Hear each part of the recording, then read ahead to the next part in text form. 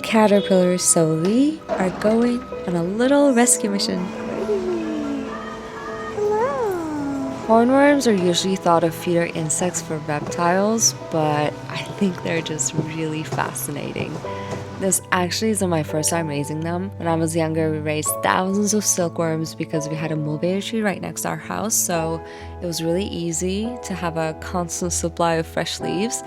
But hornworms are actually a little easier to feed.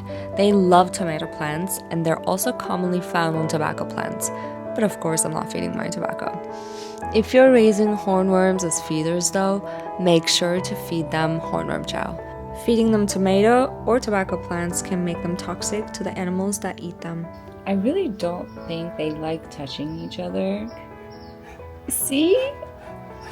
This one got mad. Look, they're fighting. They're fighting for space. Oh my gosh, it's so interesting. Really like this too.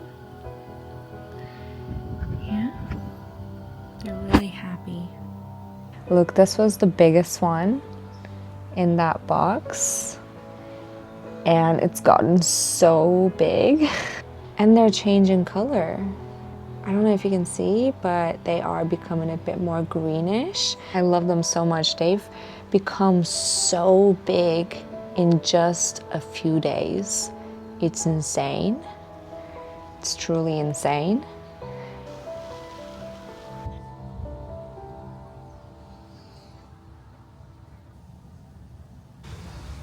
You pooped on my hand again. But it's okay, little buddy. I love you. And it's just tomato.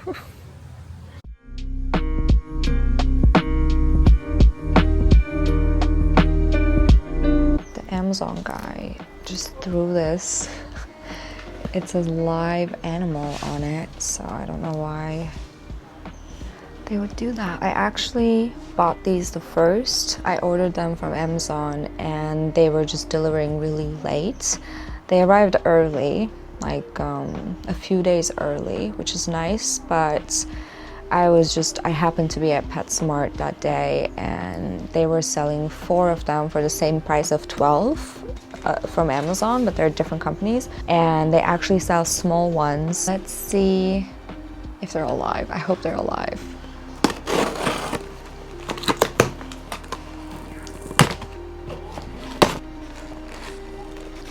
They're actually huge. They were supposed to be really small. Yeah, that's why I'm glad for the experience. I got the small ones from PetSmart. Okay, all right. They're gonna love their new enclosure and their new food, tomatoes. There's so many. All right, so here are new friends that are going to join the colony. 13, 14, I think there's 4. Wait, what? Look how chunky these two compared to this one. They're so chunky. Look, Mufasa.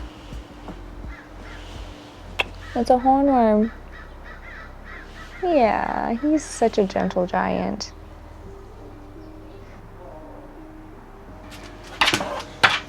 No. You're not going inside with that stick. Absolutely not.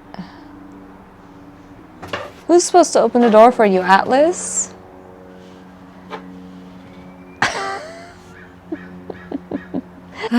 Look at all the defecation. It's just been a few hours.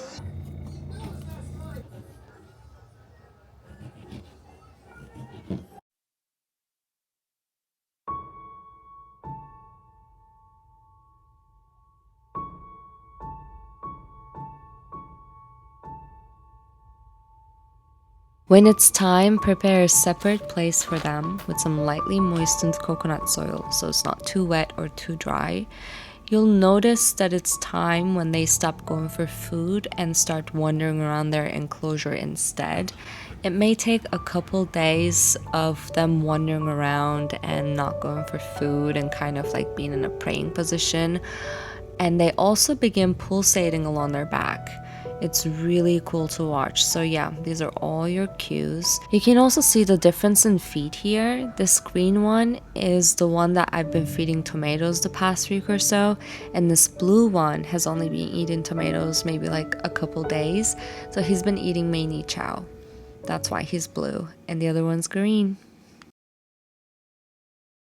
Okay, so this is week 2, and it's been a few days that they've been basically pupating, and I want to show you what happened in this process. I think some of them were not able to find space, so they came back out and started pupating on the surface. As you can see, this guy shrunk in size a lot, and that it's also changing color again.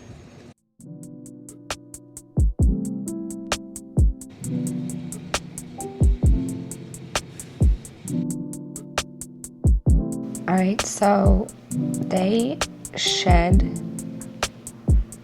this part. As you can see, it's their head and their feet. So they shed this skin and become this pupa. I'm gonna touch this one. Ooh, you see? It wiggled a little. Ooh, it's wiggly. Okay.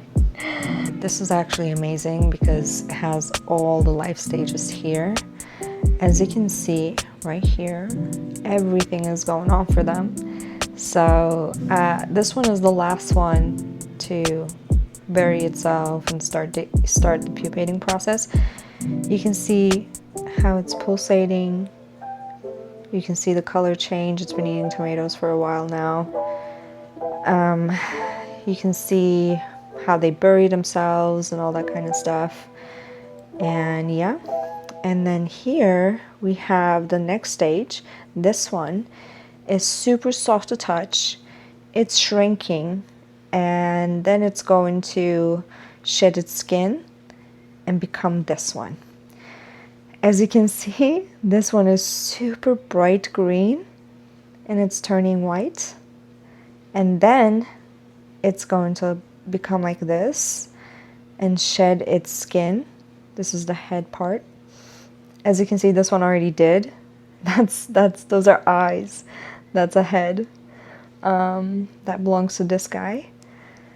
So yeah, isn't that amazing? Unfortunately, this one little guy transformed halfway, but not all the way. I don't know why. And it's still alive. It's been alive and hanging in there for a couple days now, but it's turning black, so yeah, it's still wiggling. Okay, it's still alive, but as you can see, it only morphed halfway. I don't know if it has a chance, but we'll see. And this is literally the biggest guy I have. He is huge and very healthy. This one and that one are about to get out of their pupae. Oh my god, look. I'm sorry, Atlas. I literally was like, Atlas, what did you do? Because I heard something and I thought it was Atlas being mischievous, but look. The first one emerged. Wow. Guys, it's huge.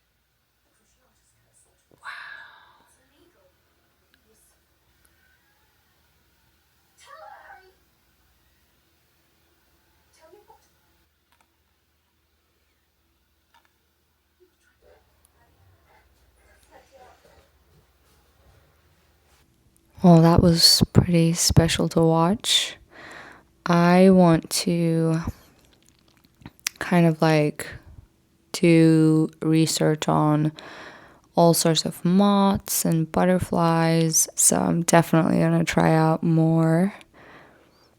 I really want to have monarch butterflies next, and I'm going to release these moths once they're ready. This one that emerged today, I can release it tomorrow by dusk.